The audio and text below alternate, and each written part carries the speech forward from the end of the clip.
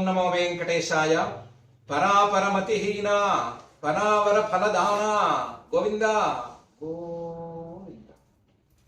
సమర విజయదాంతో దుష్టదైత్యస్య చాంతః నిజ జన మనసోంతః నైజలాభేన కాంతః విభవ నిచయకాంతో వైభవేనాపితాంతః మనసి లసతు శాంతః నారసింహో గతాంతః అని అఖిలాండకోటి బ్రహ్మాండ నాయకుడు దేవదేవుడు శ్రీ వెంకటేశ్వర స్వామి వారిని నరసింహ స్వరూపంగా భావించి మనసులో ఉంచుకుంటూ శ్రీశుకుల వారు ఉపదేశం చేసిన శ్రీమద్ భాగవతం యొక్క అధ్యయన కార్యక్రమాన్ని మనం ప్రారంభించుకున్నాము. యథాప్రకారం ప్రార్థనా శ్లోకాలను సంకల్ప వాక్యాలను ముందుగా చదువుకుని ఈ కార్యక్రమానికి మంగళాచరణ చేసుకుంటాం. శ్రీ గురు ప్రార్థనా.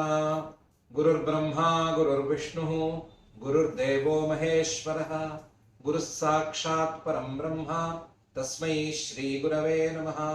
శ్రీనివాస ప్రార్థనా. వెంకటాద్రి నివాసాయ సంకటాద్రి వినాశినే శంకరాయ చ దేవాయ శ్రీనివాసాయ తే నమః. అథ సంకల్పః. అస్మాకం ఉపాత్త సమస్త దురిత క్షయ ద్వారా బుద్ధిశుద్ధ్యర్థం విద్యాభివృద్ధ్యర్థం భక్తి జ్ఞాన వైరాగ్యాది తదనుకూల సర్వసంపత్ సమృద్ధ్యర్థం శ్రీ పరమేశ్వర ప్రీత్యర్థం శ్రీమద్భాగవత పాఠం కరిష్యామహే.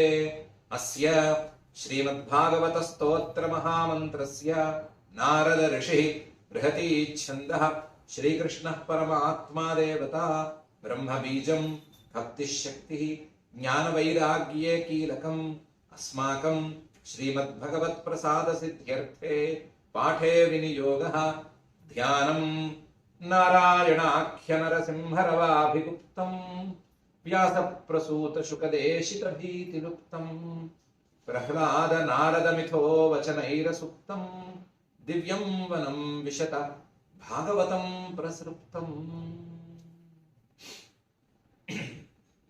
శ్రీ గురుభ్యో నమః.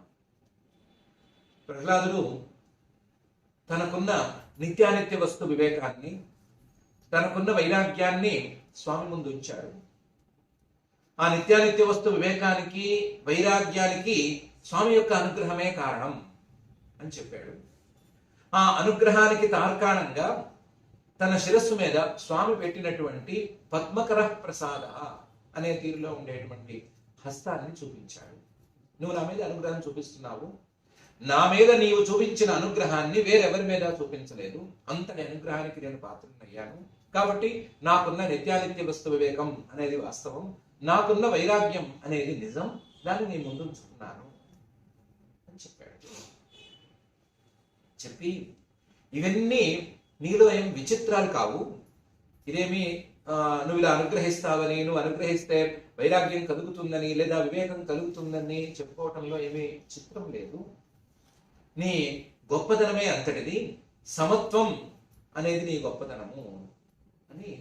నైషా పరాపరమతిర్భవతో నను స్యాత్ జంతోర్యథాత్మ సుహృదో జగతస్తథాపి సంసేవయా సురతరోరివతే ప్రసాదః సేవానురూపముదయో న పరావరత్వం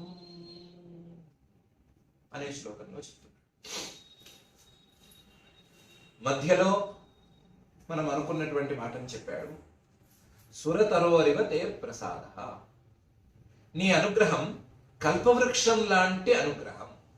కల్పవృక్షం తన కింద కూర్చుని ఏ కోరిక కోరితే ఆ కోరిక తీరుస్తుందంటారు కదా. అలాగే నువ్వు కూడా కల్పవృక్షం లాగా ఎవరు ఏ కోరిక కోరితే ఆ కోరికను తీరుస్తావు. ఎవరైనా వివేకాన్ని కోరితే వివేకాన్ని అందిస్తావు.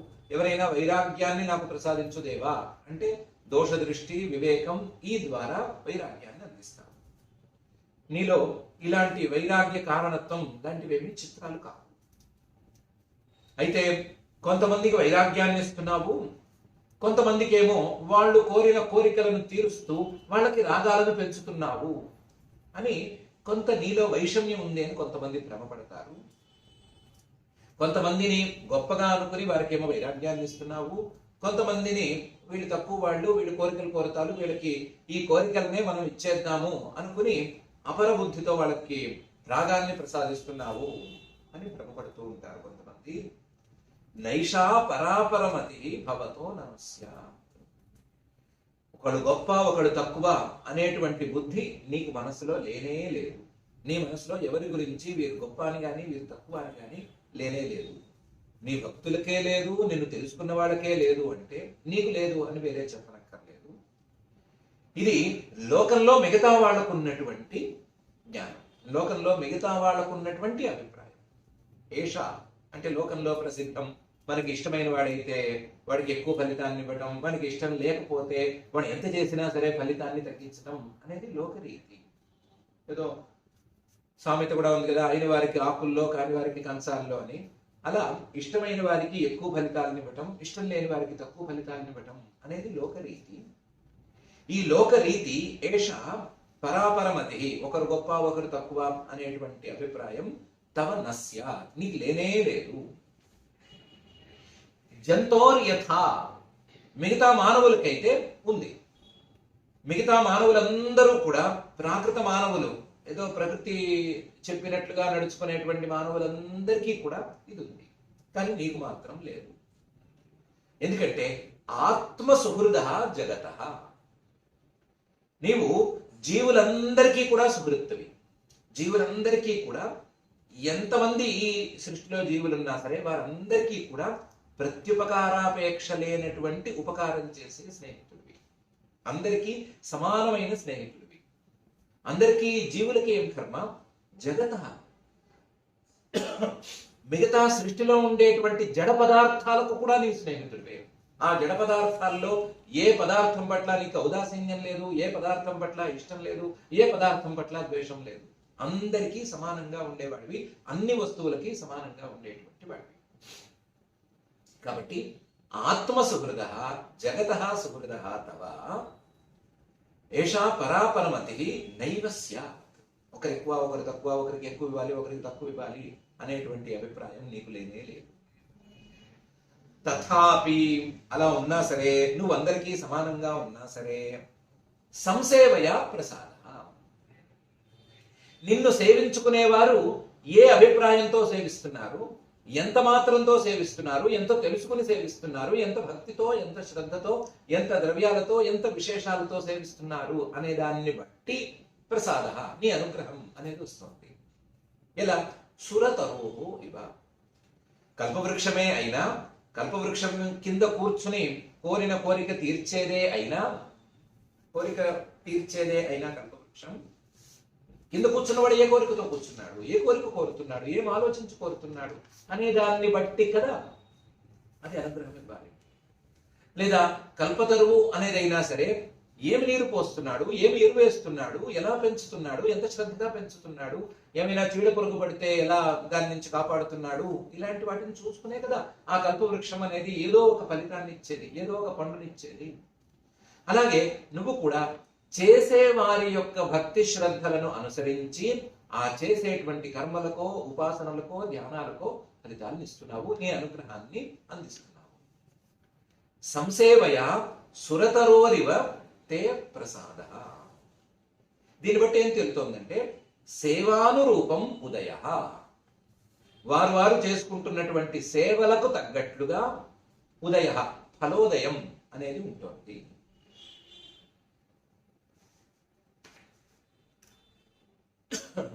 అంతే తప్ప సేవానురూపముదయ న పరావరత్వం. ఎవరికి ఎక్కువనో తక్కువనో, ఒకరి పట్ల నువ్వు ఎక్కువగా ఉంటావనో ఒకరి పట్ల తక్కువగా ఉంటావనో ఇవేవి కావు. పరావరత్వం నీలో ఏ వైషమ్యము లేదు. ఏ వైషమ్యము లేకపోయినా సరే నువ్వు కల్పవృక్షంలాగా కోరిన వారికి కోరిన కోరికలను తీరుస్తున్నావు. ఆ కోరిన వారు ఆ కోరికతో ఏం చేస్తున్నారు, ఎలా అడుగుతున్నారు, ఏ అభిప్రాయంతో అడుగుతున్నారు అనే దాన్ని బట్టి అందులో ఉండేటువంటి విశేషాలు ఉంటే ఉండవచ్చు కాక నీలో ఏ విశేషము లేదు అని కూడా పనిలో పని తెలుస్తున్నాడు. నీకు ఒకరు గొప్ప ఒకరు తక్కువ అనేది లేదు, అందరికీ నీవు సమానుడే. ఆ కోరుకునే వాళ్ళు వైరాగ్యాన్ని కోరుకుంటే నాలాంటి వారు వైరాగ్యాన్ని వివేకముఖంగా నువ్వు అందిస్తావు, గురుముఖంగా నువ్వు అందిస్తావు. అని ఈ శ్లోకంలో చెప్తున్నాడు. నైషా పరాపరమతి భవతో నను స్యాత్ జంతోర్యథా ఆత్మసుహృద జగతః తథాపి సంసేవయా సురతరోరివ తే ప్రసాదః సేవానురూపముదయో న పరావరత్వం అనే ఈ శ్లోకం. ఇంతవరకు వైరాగ్యాన్ని, దానికి కావాల్సిన వివేకాన్ని నీ అనుగ్రహంతో సాధించానని చెప్పుకున్నాడు. నీ అనుగ్రహం అనే దానికి ఏమి ఎక్కువ తక్కువ లేవు, కానీ కోరుకునే వాళ్ళ యొక్క కోరికలను బట్టి నీ అనుగ్రహం ఉంటుంది అని తేల్చాడు. నీకు ఎవరి మీద వైషమ్య బుద్ధి లేదు అని తేల్చాడు. ఎవరి మీద వైషమ్య బుద్ధి లేకుండా ఉండేటువంటి పరమాత్మ నుంచి వైరాగ్యాన్ని పిండుకోవాలి అంటే, లేదా వివేకాన్ని దండుకోవాలి అంటే, అనుగ్రహం ఉన్నంత మాత్రాన వివేకాన్ని ఎలా రగిలిస్తాడు పరమాత్మ? అనుగ్రహం ఉంది, పరమాత్మ యొక్క అనుగ్రహం ఉంది, వివేకం ఎలా కలిగిపోతుంది? పరమాత్మ యొక్క అనుగ్రహం ఉంది, జ్ఞానం అనేది ఎలా పుట్టుకొస్తుంది అని అంటే, దానికి బ్రహ్మాండమైన సమాధానాన్ని పై శ్లోకంలో చెప్తున్నాడు. ఏవం జనం నిపతితం ప్రభవాహి కూపే కామాభికామమను యః ప్రపతన్ ప్రసంగాత్ కృత్వాత్మసాత్ సురఋషిణా భగవన్ గృహీతః సోహం కథం ను విసృజే తవ భృత్య సేవా. పరమాత్మ అనుగ్రహిస్తే వివేకాన్ని గురువు ద్వారా కలిగిస్తాడు. గురువుని ఏర్పాటు చేసి, లేదా గురు రూపంలో తానే వచ్చి ఆ గురు సంప్రదాయాన్ని అందించి, గురువాక్యాల మీద విశ్వాసాన్ని పెంచి, ఆ గురువుల వాక్యాల ద్వారా వివేకాన్ని అందిస్తాడు. ఇది ఆయన యొక్క తీరు. ఆయన అనుగ్రహం గురు రూపంలోనే ఉంటుంది. ఆ అనుగ్రహం నాకు నా యొక్క గురువు రూపంలో లభించింది. ఎలాంటి పరిస్థితుల్లో లభించింది అంటే, ఏవం జనం నిపతితం. నేను పడి కొట్టుమిట్లాడుతున్నాను. ఎక్కడ కొట్టుమిట్లాడుతున్నాను? ప్రభవాహి కూపే. ప్రభవం జన్మ అనేటువంటి అహికూపే, పాములు తిరిగేటువంటి చీకటి బావిలో కొట్టుమిట్లాడుతున్నాను. పాములు తిరిగే చీకటి బావిలో పడిన వాడికి ఎటువైపు నుంచి ఏ పాము వచ్చి ఎటు కలుస్తుందో తెలియనట్లుగా, ఈ ప్రభవం అనేటువంటి కూపంలో పడ్డవాడికి ఈ మరణం అనేటువంటి ఇది ఎటువైపు నుంచి వస్తుందో, ఏ కష్టం అనేటువంటి ఏ పాము ఎటువైపు నుంచి వస్తుందో, ఏ దుఃఖం అనేటువంటి పాము ఎటువైపు నుంచి వస్తుందో ఏమీ తెలియదు. అలాంటి అహికూపే నిపతితం. అలాంటి చీకటి బావిలో పడి పొట్టుమిట్లాడుతున్నప్పుడు గురువు రూపంలో నాకు నీ అనుగ్రహం లభించింది. కామాభికామమను యః ప్రపతన్ ప్రసంగాత్. పోనీ చీకటి బావిలో ఉన్నాం కదా, మనం వెలుగు వైపు వెళదామా? ఆ ఉద్దేశాలు లేవు చీకటి బావిల్లో పడ్డ వాళ్ళకి, జీవులకి. ప్రసంగాత్, అక్కడ ఉండేటువంటి వస్తువులతోనే సంబంధం ఏర్పరచుకోవటం, అక్కడ ఉండేటువంటి వస్తువులతోనే సంబంధాలు పెంచుకుని అక్కడే ఇంకా ఏదో అభివృద్ధిని పొందుదాము అని అనుకుంటూ ఉండటం అనేది స్వభావం. అలా ప్రసంగాత్ కామాభికామమను, ఒక వస్తువుతో సంఘం ఏర్పరచుకోవటం, సంబంధాన్ని ఏర్పరచుకోవటం, ఆ వస్తువుతో ప్రేమను పెంచుకోవటం, దాని ద్వారా కోరికను తీర్చుకోవటం, దాని తర్వాత ఇంకోటి, దానికంటే పై స్థాయి, దానికంటే గొప్పది, ఇలా పెంచుకుంటూ కామాభికామం అను, ఒకదాని తర్వాత ఒకటి కోరికలను కోరుకుంటూ ప్రపతన్, పదే కింద పడిపోతూ ఉన్నాను. అలాంటి పరిస్థితుల్లో కామాభికామమను యః ప్రపతన్ ప్రసంగాత్, ఇలా ఎన్ని శరీరాల్లోకి దూరి, ఎన్ని కోరికలు కోరుకుని, ఎన్ని రకాలుగా ఇబ్బందులు పడుతూనే ఉండేటువంటి పరిస్థితుల్లో సురర్షిణ, దేవర్షి నారద మహర్షి గారు ఆత్మసాత్ కృత్వ, నన్ను ఎవరో ఎటో తీసుకెళ్ళిపోతూ ఉంటే కాదని చెప్పి తన దగ్గరికి తీసుకుని, తన దగ్గరకు చేర్చుకుని, దరి చేర్చి, భగవన్ ఓ పరమాత్మ గృహీత, నన్ను ఆయన అనుగ్రహించాడు. గురు రూపంలో నువ్వే నన్ను అనుగ్రహించావు. ఆయన రూపంలో వచ్చి నువ్వే నన్ను అనుగ్రహించావు. ఎప్పుడైనా సరే నీ అనుగ్రహం గురువు లభించటం అనే తీరులోనే ఉంటుంది.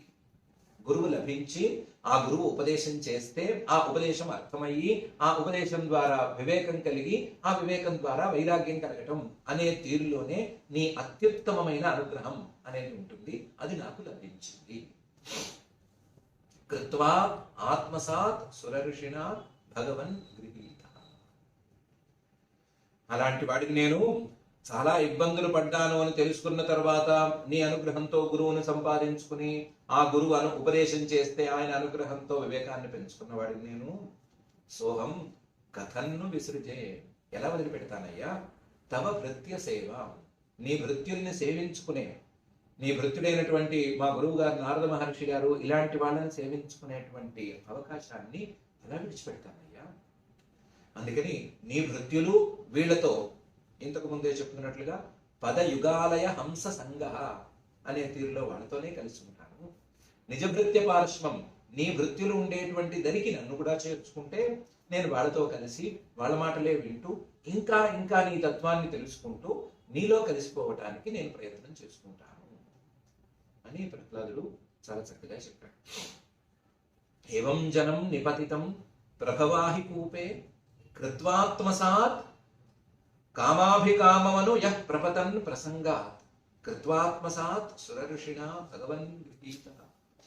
సోహం కథన్ను విసృజే తవ భృత్య సేవా అనే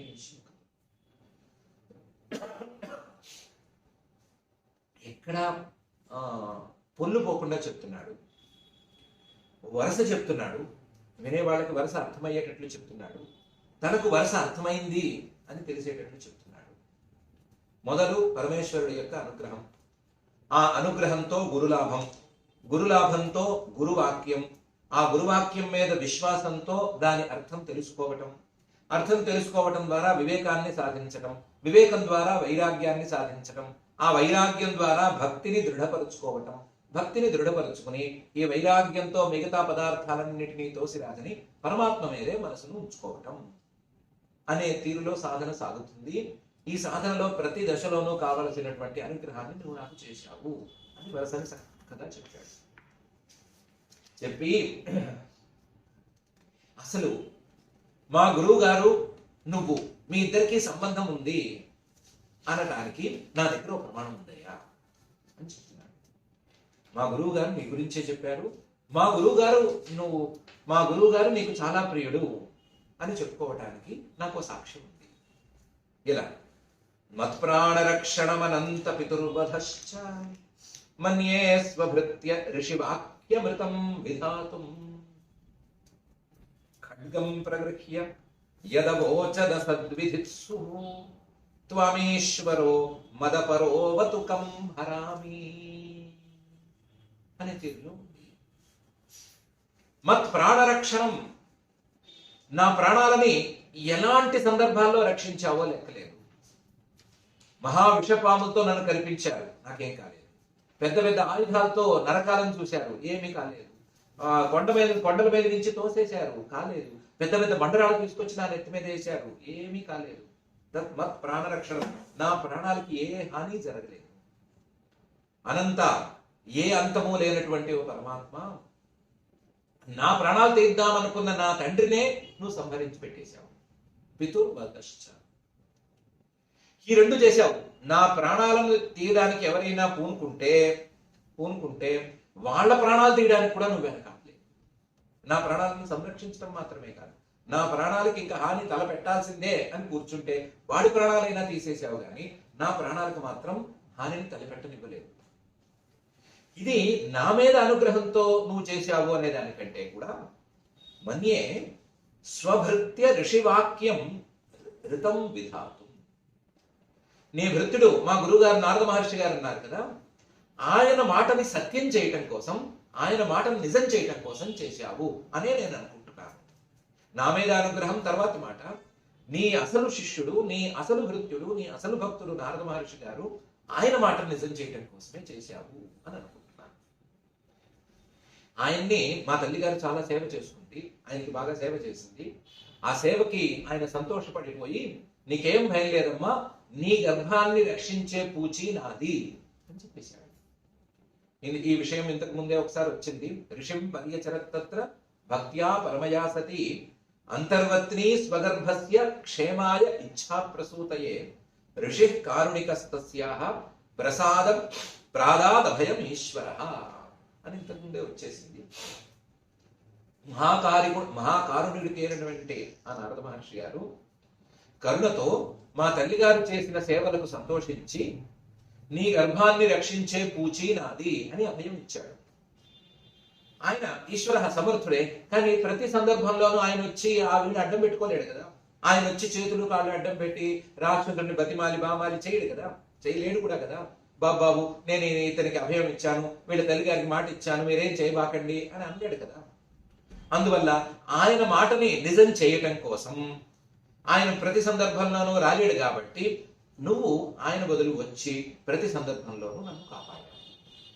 మన్యే స్వభృత్య ఋషి వాక్యం ఋతం విధాతు. ఆయన ఏమంత ప్రాణాలు అంటే ప్రాణాలు ఎప్పుడైనా సరే కొంచెం గాల్లో పెట్టిన దీపాలలోనే ఉంటాయి అందరికీ. శరీరంలో ఎన్నో మర్మస్థానాలు ఉన్నాయి. ఏ మర్మస్థానానికి చిన్న సూది గుచ్చుకున్నా ప్రాణాలు పోయే ప్రమాదం ఉంటుంది, కానీ పోవు. ఎందుకంటే ప్రాణాలు ఇంతకాలం ఉండాలి అని రాసిపెట్టి ఉంటాయి, దాని ప్రకారమే ఉంటుంది. ఆ రాసిపెట్టిన కాలం తర్వాత ఎవరు అడ్డం వచ్చి అడ్డం పడ్డా సరే ఆ ప్రాణాలు ఉండవు. అంతవరకు ఎవరేం చేసినా సరే ప్రాణాలు పోవు ఎంతటి వాడికైనా అని అంటావేమో, కానీ నా కేసు అలాంటిది కాదు. నా కేసు ఎలాంటిది అంటే ఖడ్గం ప్రగృహ్య, కత్తి చేతితో పట్టుకుని వచ్చాడు మా నాన్నగారు. ఖడ్గం ప్రగృహ్య అవోచత్, గట్టిగా బిగ్గరగా అరిచాడు. ఏమని? అసద్విధుత్సు, నా కత్తి నీ మీద మెడ మీద పడిపోవలసిందే, నీ తలకాయ తెగిపోవలసిందే అనే దృష్టితోనే ఉన్నాడు. అసద్విధుత్సు ఏమన్నాడు?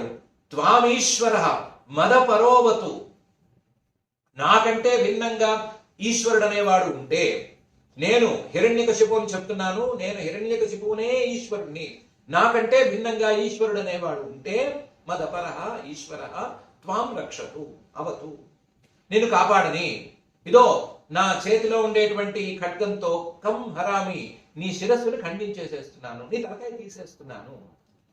నేను ఈశ్వరుణ్ణైతే నేను తలకాయ తీసేస్తాను, నాకంటే భిన్నంగా ఒక ఈశ్వరుడు ఉంటే, పరమేశ్వరుడు ఉంటే రాని నేను కాపాడని అన్నంత కోపంగా అరుస్తూ నా మీద పడ్డాడు. ఇలాంటి కేసులో ఏదో ఫ్లూకులో ప్రాణాలు తగలలేదు, దానికి తగలలేదు, దీనికి తగలలేదు, తగలాల్సిన చోట తగలలేదు కాబట్టి ప్రాణాలు దక్కినాయి అని అనుకునేందుకు ఆస్కారం లేదు. ఇంత ఖచ్చితంగా నా కన్న తండ్రి కత్తి దూసి నా మీద పడితే ఈశ్వరుడు అనేవాడు ఉంటే వచ్చి రక్షించని అంటే నువ్వు వచ్చి రక్షించావు. ఇలాంటి పరిస్థితుల్లో రక్షించావు అంటే నా మీద అనుగ్రహం అనేది ఉందని నీ భృత్యుడు నారద మహర్షి గారి వాక్యం, ఆయన ఇచ్చినటువంటి అభయం అది నిజం కావడం కోసం.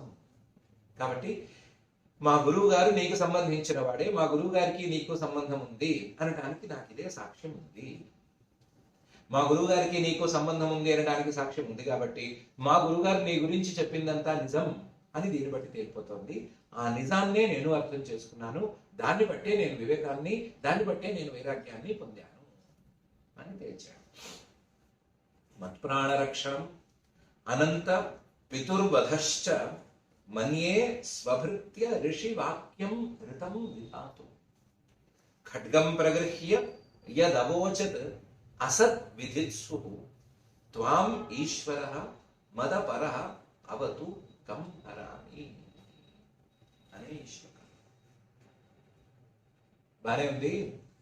నారద మహర్షి గారు ఏం చెప్పాడు, నువ్వేం అర్థం చేసుకున్నావు చెప్పు చూద్దాం అని స్వామి అంటాడేమో అనుకుని, స్వామి ఆయన చెప్పింది బాగానే చెప్పాడు, నేను అర్థం చేసుకుంది కూడా బాగానే అర్థం చేసుకున్నాను, తర్వాత ఏదో చెలవలు కలవలు కల్పించి చెప్పారేమో కానీ నేను ఆయన చెప్పింది చెప్పినట్లుగానే అర్థం చేసుకున్నాను. నీకు ఇలాంటి రూపాలతో సంబంధం లేదు అని అర్థం చేసుకున్నాను. ఇలాంటి రూపాలన్నిటినీ నీ యొక్క మాయామయ రూపాలుగా నేను అర్థం చేసుకున్నాను. ఈ మాయకు అవతల వైపు పరిశుద్ధ రూపంలో నువ్వు ఉంటావు అని నేను అర్థం చేసుకున్నాను అని పై శ్లోకాలలో వరుసగా చెప్పుకుంటూ వస్తున్నాడు. దాన్నే చెప్తున్నాడు. ఏకస్త్వమేవ జగదేతదముష్యయత్వం ఆద్యంతయో పృథగవస్యసి మధ్యతశ్చ సృష్ట్వా గుణవ్యతికరం నిజమాయయేదం నానేవ తైరవసితః తదను ప్రవిష్టః అనే మొదటి శ్లోకంతో మొదలుపెట్టి మిగతా పైన చెప్పుకుంటూ వస్తున్నాడు. ఏమర్థం చేసుకున్నావు పరమాత్మ గురించి అంటే ఏకహ అని అర్థం చేసుకున్నావు. ఏక, పరమాత్మ ఒక్కడే. పరమాత్మ కంటే ఎవ్వరూ వేరే లేదు. మరి కనిపించే వస్తువులను ఏం చేద్దాం? ఇన్ని రకాల, ఇన్ని కోట్ల వస్తు రాశులు మన కంటికి కనిపిస్తున్నాయి కదా, వాటిని ఏం చేద్దాము అంటే, ఏకస్త్వమేవా, నువ్వు ఒక్కడే ఉన్నావయ్యా, నువ్వు కాక మిగతా వస్తువులు ఏమీ లేనట్లేనయ్యా. కనిపిస్తున్న ఈ వస్తువులు కూడా త్వమేవ జగత్, ఈ జగతంతా కూడా నువ్వే, నీకంటే వేరుగా ఈ జగత్తు లేనట్లే. ఏకస్త్వమేవ జగదే తత్, కనిపించే ఈ జగత్తు, ఈ ప్రపంచం అంతా కూడా నువ్వే, నువ్వు తప్ప ఎవ్వరూ లేరు, నువ్వు తప్ప ఏదీ లేదు. ఏకస్త్వమేవ జగదే తత్. అది ఎలా తెలుస్తావు? అదంతెలా నిర్ణయిస్తావు? కనిపించేవన్నీ వేరువేరుగా కనిపిస్తున్నాయి, కనిపించేవన్నీ వేరువేరు స్వభావాలతో కనిపిస్తున్నాయి. ఆ వేరువేరుతో స్వభావాలతో కనిపించే వీటన్నిటినీ ఒకే రూపంగా ఎలా నిర్ణయిస్తావు అంటే, అముష్య, ఈ జగత్తుకి యత్ త్వం ఆద్యంతయోః పృథక్ అవస్యసి, ఈ జగత్తు కంటే ముందు నువ్వే ఉన్నావు, ఈ జగత్తు ఉన్నప్పుడు మధ్యతశ్చ, మధ్యలోనూ నువ్వే ఉన్నావు, అంతయోః, మళ్ళీ చివరిలో కూడా నువ్వే ఉన్నావు. జగత్తుకి ముందు నువ్వు ఒక్కడివే కారణ రూపంలోనూ సత్తా రూపంలోనూ ఉన్నావు. జగత్తు నడుస్తున్నప్పుడు నువ్వు ఉండనే ఉన్నావు. జగత్తు ప్రలీనం అయిపోయినప్పుడు, లేదా జగత్తుకు ప్రళయం అనేది వచ్చినప్పుడు నువ్వు ఉన్నావు. మధ్యతశ్చ ఆద్యంతయోః అవస్యసి. ఇందులో సరదా ఏంటంటే, జగత్తుకు ముందు నువ్వు ఉన్నప్పుడు జగత్ రూపంలో ఉండటానికి వీలు. ఈ ప్రపంచం పుట్టడానికి ముందు నువ్వు ఉన్నప్పుడు ప్రపంచ రూపంలో ఉండటానికి వీల్లేదు. అప్పుడు పృథక్, వేరుగానే ఉన్నావు, ప్రపంచ రూపంలో కాకుండా వేరుగా ఉన్నావు. మళ్ళీ అంతయే, జగత్తుకి ప్రళయం అనేది ఏర్పడినప్పుడు, సృష్టి మొత్తం ప్రళయానికి గురైనప్పుడు నువ్వు సృష్టి రూపంలో ఉండటానికి వీల్లేదు, ప్రపంచ రూపంలో ఉండటానికి వీల్లేదు. అప్పుడు పృథక్, వేరుగానే నువ్వు ఉండాలి, నీ యొక్క స్వస్వరూపంలోనే ఉండాలి. మధ్యలో కొంతకాలం పాటు ఈ సృష్టి అనేటువంటి నాటకం నడుస్తున్నంతసేపు నువ్వు కూడా ఉండాలి, సృష్టి కూడా కనిపించాలి. అప్పుడు మాత్రం సృష్టి రూపంలో నువ్వు ఉండాలి. ఇది ఇందులో ఉండే సరదా. ఆద్యంతయోః పృథక్ అవస్యసి, ఆద్యంతాల్లో మాత్రం వేరుగా నీ స్వస్వరూపంతో కనిపిస్తున్నావు, జగత్తుతో సంబంధం లేకుండాను. మధ్యతశ్చ, మధ్యలో మాత్రం జగత్తుతో కలిసి కనిపిస్తున్నావు. ఎలా కనిపిస్తున్నావు? ఈ జగత్తుకి నీకు ఇలాంటి అభేదం ఎక్కడి నుంచి వచ్చింది అంటే, సృష్ట్వా గుణ వ్యతికరం నిజమాయయా ఇదం తదనుప్రవిష్ట. నిజమాయయా, నీకు మాయాశక్తి ఉంది కదా తోడుగాను, ఆ మాయాశక్తితో జగది గుణ వ్యతికరం, గుణాలలో హెచ్చుతగ్గుల్ని సృష్టి చేసి, గుణాలలో హెచ్చుతగ్గులు అనేటువంటి తీరులో ఉండేటువంటి సృష్టిలో ఉండే పదార్థాలన్నిటినీ చేసి, సృష్ట్వా గుణ వ్యతికరం నిజ మాయయా ఇదం తదను ప్రవిష్ట. అందులోకి నువ్వు దూరేవు కదా, ప్రతి దాంట్లోనూ నువ్వు దూరేవు కదా. ప్రతి దాంట్లోనూ నువ్వు దూరకపోతే ఆ వస్తువుకి ఉనికే లేదు కదా. నువ్వే కదా వస్తువులన్నిటి యొక్క ఉనికివి. వస్తువులన్నీ ఉన్నాయి అంటే ఆ సత్తా నీకు చెందిందే కదా. కాబట్టి ప్రతి వస్తువులోనూ సత్తా స్వరూపంలో నువ్వు దూరి ఉన్నావు. తదను ప్రవిష్ట. కాబట్టి జగత్తుకి నీకు, ఈ సృష్టికి నీకు, సృష్టిలో ఉండే పదార్థాలకి నీకు ఒక సంబంధం ఏర్పడింది. ఆ సంబంధంతో మధ్యతశ్చ, ఈ సృష్టి జరుగుతున్నంత కాలము కూడా నువ్వు ఉన్నావు, సృష్టితో కలిసి ఉన్నావు. కానీ ఇందులో మళ్ళీ ఒక సరదా ఉంది. సృష్టిలో ఉండే పదార్థాలు వేరువేరుగా కనిపిస్తున్నాయి, నువ్వు మాత్రం వేరువేరు కావు అని కదా మొదలు పెట్టుకున్నాము. ఆ వేరువేరుగా కనిపించేటువంటి వస్తువులను తయారు చేసే మాయ ఉంది కదా, నిజ మాయయ నానేవ తైహి అవసిత. వేరువేరుగా కనిపిస్తున్నావు, ఆయా వస్తువుల రూపంలో వేరుగాను, వస్తువుల కంటే వేరుగాను, వస్తువులేమో కార్యాలని, నువ్వేమో కారణమని వేరువేరుగా నిజమాయయా అవసిత, నీ మాయతోనే కనిపిస్తున్నావు. ఏ నీ మాయ అయితే వస్తువులను తయారు చేస్తుందో, ఆ నీ మాయే వస్తువుల నుంచి నిన్ను వేరు చేస్తోంది. ఆ నీ మాయే వస్తువులలో నిన్ను చూడకుండా తయారు చేస్తోంది. ఆ నీ మాయే వస్తువులలో నువ్వు కనపడకుండా అడ్డుపడుతోంది. కనపడకుండా అడ్డుపడటం వలన వస్తువులు వేరువేరుగా కనిపిస్తున్నాయి, వస్తువుల కంటే నువ్వు వేరుగా కనిపిస్తున్నావు. ఇది భ్రమే తప్ప ఇది మాయతో వచ్చినటువంటి భ్రమే తప్ప ఇది వాస్తవం కాదు. వాస్తవం ఏంటంటే నువ్వే ఉన్నావు, నువ్వు తప్ప ఏమీ లేదు, నువ్వే ఉన్నావు అనేదే మాయ, అనేదే వాస్తవం. ఇదే నేను తెలుసుకున్నటువంటి, మా గురువు నాకు చెప్పగా నేను తెలుసుకున్నటువంటి విషయం అని చెప్పేసి ఏకస్త్వమేవ జగదేతదముష్యయత్వం ఆద్యంతయోః పృథగవస్యసి మధ్యతశ్చ సృష్ట్వా గుణవ్యతికరం నిజమాయయేదం నానేవ తైః అవసితః తదను ప్రవిష్టః అని ఈ శ్లోకంలో. దీన్ని, ఈ శ్లోకాన్ని పట్టుకుని బోరు కొట్టకుండా శ్రద్ధ ఉంటే, ప్రొవైడెడ్ శ్రద్ధ అనేది ఉంటే కనీసం 2-3 గంటల పాటు చక్కగా విచారణ చేసుకోవచ్చు. ఏ దృష్టాంతాలని పెట్టుకుంటే ఈ విషయం మనకు కూడా అర్థమవుతుంది అనే విషయాన్ని త్వరగా చూసుకోవచ్చు. కానీ మనం ప్రహ్లాదుడు తన అభిప్రాయాన్ని భగవంతుడి ముందు ఏముంచుతున్నాడు అనే విషయాన్ని మాత్రమే చూసుకుంటూ వెళ్తున్నాము. ఆయన ఏ రకంగా ఆలోచించాడు అనేది పూర్తిగా మనం పట్టించుకోవట్లేదు. కాబట్టి ఇంతటితో ఆపుకునే ముందుకెళ్దాము. చెప్పింది మాత్రం రత్నం లాంటి విషయం. పరమాత్మనే నిలబెట్టి చెప్పేశాడు, నువ్వు వింటే అని తేల్చి చెప్పేశాడు. పరమాత్మ ముందే, పరమాత్మ కాదనటానికి వీలు లేకుండా గట్టిగా నుంచుని మరీ చెప్పాడు, నువ్వు ఒక్కడే ఉన్నావు, నువ్వు తప్ప ఎవరూ లేరు, నువ్వు తప్ప ఏదీ లేదు, కనిపించేదంతా కూడా మాయతో వచ్చింది, ఆ కనిపించడం అనేది కూడా మాయతోనే వచ్చింది అని తేల్చి చెప్పాడు. రత్నం లాంటి మాట చెప్పాడు. ఇది తప్పైతే వెంటనే పరమాత్మ కట్ చేసి ఉండాలి కదా, ఆయన ఏం కట్ చేయలేదు, ఇది కరెక్టే అని ఆయన కూడా ఒప్పుకున్నాడు. సరే పోనీ జగత్తుకి పరమాత్మకి సంబంధం ఉందనుకుందాము, ఆ జగత్తు మాయ వల్లే వచ్చింది అనుకుందాము, ఓకే అది కూడా ఒప్పేసుకుందాము. కానీ జగత్తులోని వైషమ్యం ఉంది కదా, ఆ వైషమ్యం ద్వారా పరమాత్మ కూడా వైషమ్యం రావాలి కదా. సృష్టిలో కొన్ని గొప్ప ఉన్నాయి, కొన్నేమో తక్కువ స్థాయి ఉన్నాయి. సృష్టిలో కొన్ని కొత్త ఉన్నాయి, కొన్ని పాత ఉన్నాయి. సృష్టిలో కొన్ని రకరకాలు ఉన్నాయి, కొన్ని ఏ రకానికి చెందనవి ఉన్నాయి. ఇలాంటి వైషమ్యాలన్నీ కూడా ఈ సృష్టితో ఏకమైనటువంటి పరమాత్మ తప్ప ఎవరూ లేరు అని అనిపించుకున్నటువంటి పరమాత్మ కూడా చెందుతాయి కదా అని అంటే అది మాత్రం చెల్లదన్నాడు. రత్నాల కల్లా రత్నం లాంటి మహోజ్వలమైన మాట ఇంకో మాట చెప్పాడు. ఏమని? త్వం వా ఇదం సదసదీశ భవాంస్తతోన్యః మాయా యదాత్మ పరబుద్ధిరియం హ్యపార్థ యద్యస్య జన్మ నిధనం స్థితిరీక్షణం చ తద్వై తదేవ వసుకాలవదష్టితర్వో అని. స్వామి, జగత్తులో ఉండేటువంటి వైషమ్యాలేవి నీకు అంటడానికి వీల్లేదు. ఎందుకంటే త్వంవా ఇదం, ఇదం కనిపించేటువంటి ఈ సృష్టి మొత్తం నువ్వు. వాక్యం అలాగే ఉంది. త్వంవా ఇదం, కనిపించే ఈ సృష్టి మొత్తం త్వంవా, త్వమేవా, నువ్వే. ఈ ఇదంలో ఏముంది? సదసత్. సత్ అంటే కార్యం, కంటికి కనిపించే కార్యం. అసత్ కంటికి కనిపించినటువంటి కార్యం.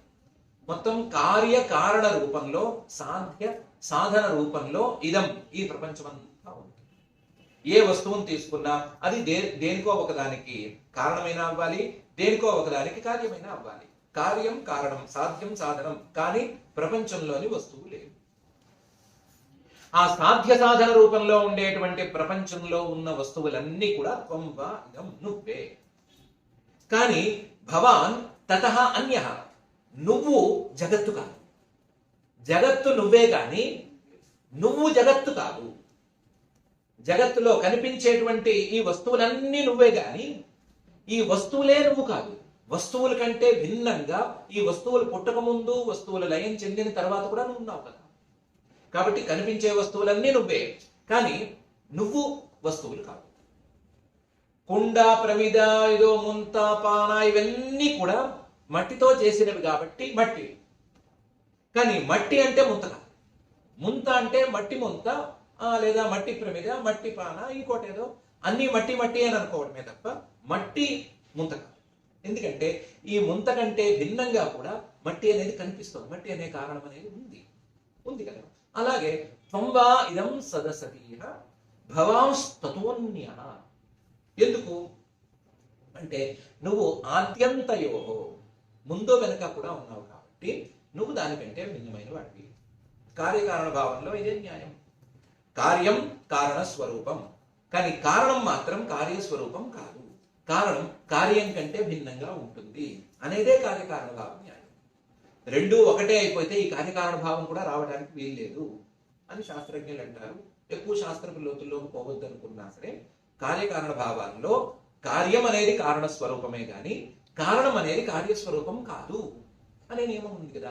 ఆ నియమం ప్రకారం నువ్వు జగత్తువు కావు కదా, కాబట్టి జగత్తులోని వైషమ్యాలు నీకెక్కడి నుంచి వస్తాయి? జగత్తులో నీ యొక్క సత్తా అనేటువంటి ఉనికి అనేటువంటి విశేషం ఉందేమో గాని నీలో జగత్తుకు సంబంధించిన విశేషాలు రావడానికి వీల్లేదు. ఎందుకంటే నువ్వు జగత్తువు కావు, జగత్తు నువ్వు అంతే. నువ్వు ఒక్కడివే అని అంటే జగత్తు లేదు, నువ్వు ఒక్కడివే ఉన్నావు అని కదా అర్థం. అందులో ఉండే విశేషాలు నీ దగ్గరికి ఎక్కడి నుంచి వస్తాయి? త్వంబా ఇదం సదసదీహ సదసదీశ భవాంస్తత్వన్యః. మధ్యలో ఈ మాట ఎక్కడి నుంచి వచ్చింది? జగత్ అనేది లేదు అనే మాట ఎక్కడి నుంచి వచ్చింది అంటే జగత్ ఎక్కడి నుంచి తయారైంది? మాయతో కదా తయారైంది. మాయతో తయారైంది ఏది సత్యం? మాయతో తయారైంది ఏది నిజంగా ఉంది? లేదు కదా. మాయతో ఏం తయారవుతుంది అంటే భ్రమ మాత్రమే తయారవుతుంది. ఆ భ్రమకు కావలసినటువంటి తాత్కాలికమైన వస్తువులు తయారైతే తయారవుతాయి. ఇక్కడ కూడా మాయ యదాత్మ పరబుద్ధిరియం. ఈ జగత్తు అంటే విడిగా దీని యొక్క ఉనికంటూ ప్రత్యేకించేమీ లేదు. ఆత్మ పరహ, ఆత్మ నేను, దేహము, దేహానికి సంబంధించింది, పరహ నాకంటే భిన్నంగా ఉండేటువంటి వస్తువులు అనేటువంటి బుద్ధే ఈ జగత్ రూపంలో ఉంది అని అనుకోవాలి. పోనీ బుద్ధే జగత్ రూపంలో ఉంది అంటే కష్టం అనుకుంటే దాన్ని కట్ చేసి బుద్ధికి కావలసినటువంటి జగత్తు మాయతో తయారైంది అనుకోవాలి.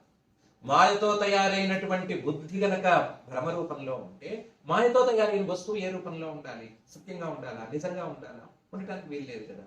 కాబట్టి బుద్ధిరియం హ్యపార్థ, వస్తువులు లేనటువంటి, వస్తువులు నిజం కాకుండా ఉంటే వచ్చేటువంటి జ్ఞానం ఇది అపార్థ. దీనికి సత్యమైన వస్తువు లేదు. ఈ బుద్ధికి నేను వేరు, నాకంటే ఈ వస్తువులు వేరు, లేదా ఈ వస్తువులకు కారణమైనటువంటి పరమాత్మ వేరు, కారణం వేరు అనేటువంటి బుద్ధికి నిజానికి విషయం లేదు. బుద్ధిరియంటి అపార్థ. కాబట్టి అసలు ఈ మాయాకృతమైనటువంటి మాయామయమైనటువంటి జగత్తే లేదు ముర్రో అంటుంటే ఈ జగత్తులో ఉండేటువంటి వైషమ్యాలు పరమాత్మకు చెందుతాయి అని అనుకోవటంలో, అని ప్రశ్నించుకోవటంలో అర్థమే లేదు. కాబట్టి ఈ మాయామయమైన జగత్తులో ఉండే వైషమ్యాలేవి నీకు అంటవు. ఏది ఎక్కువ ఏది తక్కువ ఇవేవి నీకు అంటవు. ఇది ఎలా నిర్ణయించాలి? ఈ విషయాన్ని ఎలా ఒప్పుకోవాలి? ఈ విషయాన్ని అసలు మనస్సు ఎలా ఒప్పుకోవాలి అంటే దానికి ఒక ఫార్ములా ఉంది. ఆ ఫార్ములా ప్రకారం ఒప్పుకుంటే సరిపోతుంది అని అంటున్నాడు. ఏంటిది? యత్ యస్య జన్మ నిధనం స్థితి వీక్షణం చ. ఒక వస్తువు ఉంది, ఆ వస్తువు ఫలానా వస్తువుకు కార్యంగా కనిపిస్తోంది. మనం ఈ శ్లోకంలోనే ఒక ఉదాహరణ చెప్పుకుంటే, చెట్టు ఉంది. చెట్టు అనేది కార్యం, అది పుట్టింది కదా, కాబట్టి జన్యం, కాబట్టి అది కార్యం. దానికి కారణం ఏంటి అంటే బీజం. అంటే బీజం, విత్తనం ద్వారా చెట్టు అనేది పుట్టింది. యస్య జన్మ. మళ్ళీ ఈ చెట్టు గనక లయానికి గురైతే ఎక్కడికి వెళ్ళాలి? తాను ఎక్కడి నుంచి వచ్చిందో అక్కడికే వెళ్ళిపోవాలి. తాను బీజం తాలూకు అవయవాల నుంచి వచ్చింది, మళ్ళీ అక్కడికే వెళ్ళిపోవాలి. ఏదో తన మూలంలోకి మళ్ళీ తాను చేరిపోవాలి. యస్య జన్మ నిధనం స్థితి. తాను ఉన్నంత కాలం ఎక్కడ ఉండాలి? ఆ అవయవాల్లోనే ఉండాలి, ఆ అవయవాలను ఆశ్రయించుకునే ఉండాలి. ఈ క్షణంచ తనను ఎవరైనా తెలుసుకుంటే ఎలా తెలుసుకోవాలి అంటే మామిడి విత్తనం నుంచి వచ్చిన చెట్టుని మామిడి చెట్టు అనే తెలుసుకోవాలి, ఆ బీజం నుంచి వచ్చింది కాబట్టి. లేదా నేరేడు చెట్టు అని ఏ చెట్టును అనాలి అంటే నేరేడు అనేటువంటి విత్తనం నుంచి వచ్చిన చెట్టును అనాలి. ఈ క్షణించాలి. తనను తెలుసుకునేటప్పుడు కూడా అలాగే తెలుసుకోవాలి. యస్య జన్మ నిధనం స్థితి వీక్షణంచ తద్వైతదేవ. ఆ కనిపించేటువంటి చెట్టు 3 కాలాల్లోనూ దేన్ని ఆశ్రయించుకుని ఉంది? దానికి జన్మ ఎక్కడి నుంచి వచ్చింది? స్థితి ఎలా ఉంది? నిధనం చివరికి ప్రళయకాలంలో ఎక్కడికి పోతోంది, దాని ఈక్షణం అనేది ఏ విధంగా ఉంది, దాని వ్యవహారం ఎలా ఉంది అనే అంశాలన్నింటినీ పరిశీలించుకొని చూసుకుంటే తద్వా ఏతదేవ ఆ చెట్టు బీజమే అని తేలుతుంది. అష్టి తరువు, అష్టి అంటే విత్తనం, తరువు అంటే చెట్టు. ఆ రెండిటికి ఇదే తేలుతుంది. ఆ రెండిటికి ఇది తేలితే అష్టి తరువు. ఇప్పుడు చెట్టును పక్కన పెట్టి బీజాన్ని సీన్లోకి తీసుకుంటాము. బీజాన్ని రంగంలోకి తీసుకొస్తే ఈ బీజం అనేది ఎక్కడి నుంచి వచ్చింది అంటే ఈ బీజం పృథివీ అనేటువంటి భూతం నుంచి వచ్చింది. కాలవత్, కాలం అంటే నల్లగా ఉండే నలుపు లేదా నీలం రంగు ప్రధానంగా ఉండేటువంటి భూమి నుంచి ఈ బీజం వచ్చింది. కాబట్టి యస్య జన్మ నిధనం స్థితి రీక్షణంచ అనే న్యాయాన్ని చెట్టుకు వర్తింపజేసినట్లుగా ఇప్పుడు ఈ న్యాయాన్ని బీజానికి వర్తింపజేస్తే బీజం అనేది విడిగా ఏమీ లేదు, బీజం అనేది కేవలం పృథివీ మాత్రమే అని తెలుస్తుంది. సో బీజాన్ని పక్కకి తోసేసి రంగంలోకి మళ్ళీ పృథివీని తీసుకొచ్చి పెడితే ఈ పృథివీ అంటే ఏంటి, ఇది ఏమిటి అంటే మళ్ళీ యస్య జన్మ నిధనం స్థితి రీక్షణంచ అని అదే న్యాయాన్ని మళ్ళీ వర్తింపజేస్తే ఈ పృథివీ అనేది భూత సూక్ష్మం నుంచి పుట్టుకొచ్చింది కాబట్టి భూత సూక్ష్మమే తప్ప పృథివీ అనేది లేనే లేదు అని తెలుపుతుంది. కాబట్టి ఏతదేవ వసు కాలవత్ అష్టి తరువు. ముందు చెట్టును పెట్టి, చెట్టుకు బీజాన్ని పెట్టి, బీజానికి కారణంగా పృథివీని పెట్టి, పృథివీకి కారణంగా భూత సూక్ష్మాన్ని పెట్టి, ఈ నాలుగిటిని పెట్టి ఆలోచించుకుంటే చివరికి మిగిలేది ఏంటి, భూత సూక్ష్మం మిగిలింది. భూత సూక్ష్మం మిగిలితే దానికి కారణం ఏమిటి అని ఆలోచించుకుంటూ మహత్తత్వం అనండి, అహంకారం అనండి, ఎన్ని రకాల వస్తువులు తెచ్చినా చివరికి పోను పోను పోను మూల కారణమైనటువంటి పరమాత్మ దగ్గరే తేలిపోతుంది. మూల కారణమైనటువంటి పరమాత్మే అన్నిటికీ యస్య జన్మ నిధనం స్థితి రీక్షణంచ అనే వాటన్నిటికీ కారణం అని తెలుస్తుంది. ఆ పరమాత్మ తప్ప ఇవేవీ లేవు అని తెలుస్తుంది. ఆ పరమాత్మ యొక్క ఉనికి ద్వారానే, ఆ సత్త ద్వారానే వీటన్నిటికీ ఉనికి వచ్చిందే తప్ప వీటికి ప్రత్యేకించి ఉనికి అనేది లేదు. బీజం పేరు చెప్పే చెట్టుకి పేరు పెడుతున్నాము. బీజం వల్లనే చెట్టు పుట్టింది, బీజం వల్లనే ఆ చెట్టు అనేది ఉంటుంది. బీజంలోనే, బీజం అంటే మూల కారణం, దాంట్లోనే చెట్టు లయించిపోతోంది అని తెలుసుకున్నట్లుగా ఈ సంసారం అనేటువంటి మహావృక్షం కూడా నీలోంచే పుడుతోంది, నీ వల్లే స్థితిని పొందుతోంది, నీలోనే ప్రళయకాలంలో మళ్ళీ మునిగిపోతోంది, నీ వల్లే అది ఈ క్షణం నీ ప్రకాశం ద్వారానే దాని యొక్క ప్రకాశం అనేది అందుతోంది. కాబట్టి నీకంటే వేరుగా ఇది లేదు, దానికంటే వేరుగా మాత్రం నువ్వు ఉన్నావు అని తెలుస్తోంది అని స్పష్టంగా చెప్పాడు. త్వంబా ఇదం సదసదీశ భవాంస్తతోన్యః మాయా యదాత్మ పరబుద్ధిరియం యపార్థ యస్య జన్మ నిధనం స్థితి రీక్షణంచ తద్వైతదేవ వసుకాలవ దృష్టితరువు అనేటువంటి ఈ శ్లోకం. ఇంకా కూడా ఈ సృష్టి అనే ప్రసంగం వచ్చినప్పుడు చెప్పవలసినటువంటి అంశాన్ని, సృష్టి అనేటప్పుడు తప్పకుండా స్మరించుకోవాల్సినటువంటి బ్రహ్మదాన్ని, వీళ్ళందరినీ స్మరించుకుంటూ చెప్పుకుంటూనే పరమాత్మ ఒక్కడే ఉన్నాడు అనే విషయాన్ని ఇంకా బలంగా నొక్కి నొక్కి నొక్కి నొక్కి చెప్తూనే ఉన్నాడు.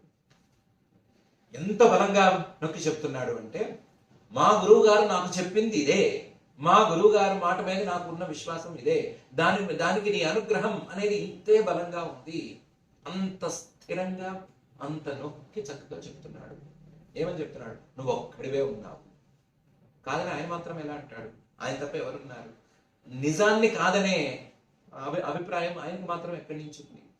నువ్వు ఒక్కడివే ఉన్నావు, కనిపించే ఈ ప్రపంచంలోని వస్తువులన్నీ వాస్తవానికి లేవు, ఇవి కేవలం మాయా ప్రభావం వల్ల వచ్చినవి, మాయతో పుట్టినట్లుగా కనిపించేవి.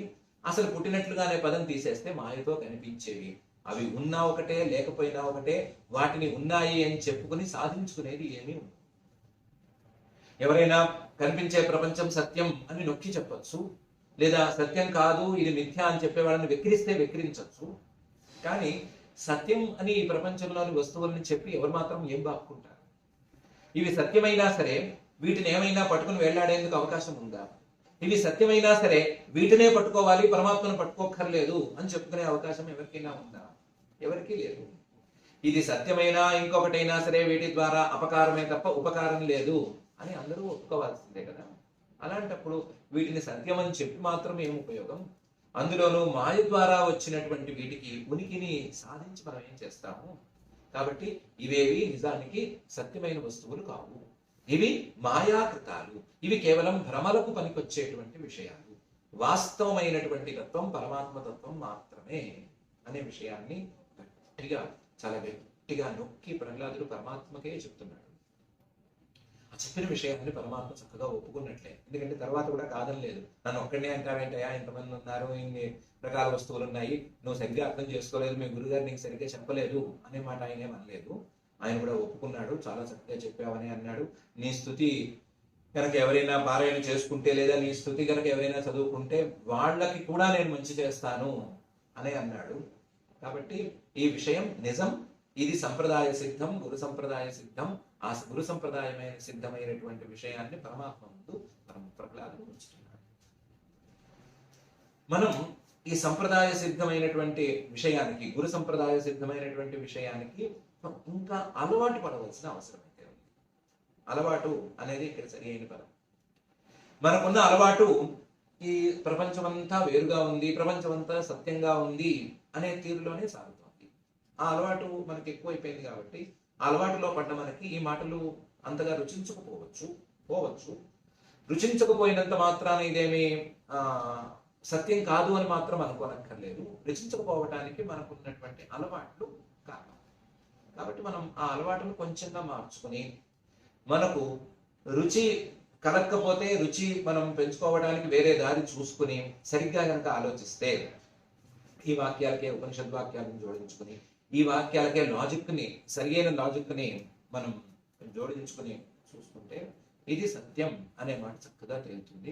ప్రహ్లాదుడు చెప్పింది త్రికాలాల్లోనూ సత్యం, ఇది తప్ప మరొక సత్యం ఉండటానికి వీలు లేదు అని తేలుతుంది. కాబట్టి మనం ఆ దిశగా మన మనస్సుల్ని మార్చుకోవటంలోనూ, మన రుచుల్ని మార్చుకోవటంలోనూ, మన అలవాట్లని మార్చుకోవటంలోనూ మనం నిమగ్నమవుదాం. మన అలవాట్లను మార్చుకుని, మన రుచిని మార్చుకుని, మన రుచి మొత్తాన్ని ఆ పరమాత్మ యొక్క ఏకత్వం మీద ఉంచుకునేటువంటి అపూర్వమైన అవకాశాన్ని ఈ ప్రహ్లాద ఉపదేశం ద్వారా, ప్రహ్లాదకృత స్తుతి మనకేమో ఉపదేశం లాగా ఉండేటువంటి ఈ గ్రంథం ద్వారా మనం పొందుదాము. మనల్ని ఆ పరిస్థితికి చేర్చమని మాత్రం, మన మీద కూడా అనుగ్రహాన్ని చూపించమని మాత్రం, గురు రూపంలో వచ్చి మనకు కూడా ఆ ఉపదేశాన్ని చేయమని ఆ అఖిలాండ కోటి బ్రహ్మాండ నాయకుడు దేవదేవుడు శ్రీ వెంకటేశ్వర స్వామి వారిని భక్తిగా ప్రార్థించుకుందాం. ఆ ప్రార్థనతో ఈ రోజుకు పారాయణ కార్యక్రమాన్ని ప్రారంభించుకుందాం.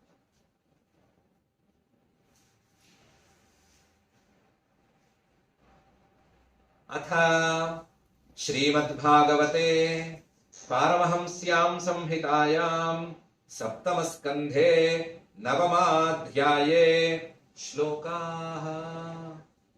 నైషా పరా పరమతిర్భవతో నను స్యాత్ జంతోర్యథాత్మసుహృదో జగతస్తథాపి సంసేవయా సురతరోరివ తే ప్రసాదః సేవానురూపముదయో న పరావరత్వం.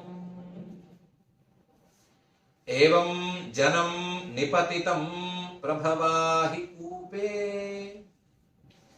కామాభికామమను యః ప్రపతన్ ప్రసంగాత్ కృత్వాత్మసాత్ సురర్షిణా భగవన్ గృహీతః సోహం కథం ను విసృజే తవ భృత్య సేవాం. మత్ప్రాణరక్షణ మనంత పితుర్వధశ్చ మన్యే స్వభృత్య ఋషివాక్యమృతం విధాతుం. ఖడ్గం ప్రగృహ్య యదవోచదద అసద్విధిత్సుః. ఖడ్గం ప్రగృహ్య యదవోచదసద్విధిత్సుః. త్వమీశ్వరో మదపరోవతు కం హరామి. ఏకస్త్వమేవ జగదేతదముష్య యత్వం. ఆద్యంతయోః పృథగవస్యసి మధ్యతశ్చ. సృష్ట్వా గుణవ్యతికరం నిజమాయయేదం నానేవ తైరవసితః తదను ప్రవిష్టః త్వం వా ఇదం సదసదీశ భవాంస్తతోన్యః మాయా యదాత్మ పరబుద్ధిరియం హ్యపార్థ యద్యస్య జన్మ నిధనం స్థితిరీక్షణం చ తద్వై తదేవ వసుకాలవదష్టితర్వో ఇది శ్రీమద్భాగవతే పారమహంస్యాం సంహితాయాం సప్తమస్కంధే నవమాధ్యాయే శ్లోకాః. అథ క్షమా ప్రార్థనా యదక్షరపదభ్రష్టం మాత్రాహీనం చ యద్భవేత్ తత్సర్వం క్షమ్యతాం దేవ నారాయణ నమోస్తుతే. అథ భగవత్ సమర్పణం కాయేన వాచా మనసేంద్రియైర్వా బుద్ధ్యాత్మనా వా ప్రకృతే స్వభావాత్ కరోమి యద్యత్ సకలం పరస్మై నారాయణాయేతి సమర్పయామి. అథ లోకక్షేమ ప్రార్థనా సర్వే భవంతు సుఖినః సర్వే సంతు నిరామయాః సర్వే భద్రాణి పశ్యంతు మా కశ్చిద్ దుఃఖభాగ్ భవేత్. అథ మంగళం శ్రియః కాంతాయ కళ్యాణ నిధయే నిధయేర్థినాం శ్రీవేంకట నివాసాయ శ్రీనివాసాయ మంగళం.